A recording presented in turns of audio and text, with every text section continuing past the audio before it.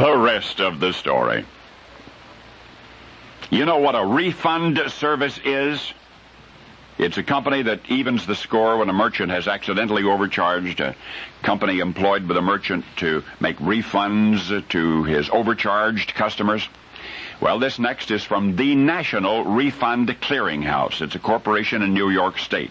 The National Refund Clearinghouse is tattling on people whose names you know. The National Refund Clearinghouse reports that some famous and well-to-do people recently sent refund checks for only a little over $1, took the time and the trouble to consider them and endorse them and deposit them in their bank accounts. And the list of parsimonious VIPs includes singer Cher and designer Bill Blass and director Brian De Palma and attorney William Kunstler and author Kurt Vonnegut and other big names like Michael Douglas and Faye Dunaway and Mia Farrow and Shirley MacLaine. And yes, it was their time and their trouble. The diminutive checks were sent to them personally to the home addresses of these celebrities, not to their accountants. And they went to the trouble to deposit them in the bank. But this is the rest of the story. It was all a setup.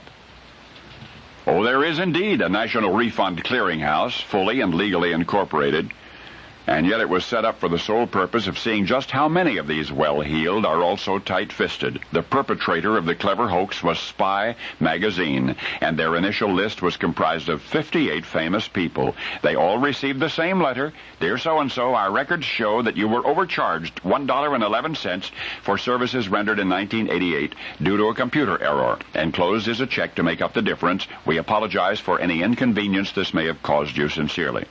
And of the 58 who got the check for $1.11, 26 deposited the money. 32 did not. So Spy magazine decided to up the ante and baited the unresponsive 32 with checks of $2 each.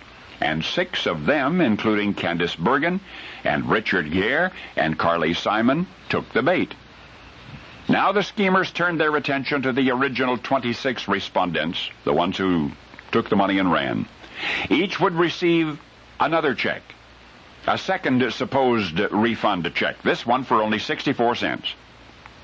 Well, 13 of them took the effort to deposit those 64-cent checks.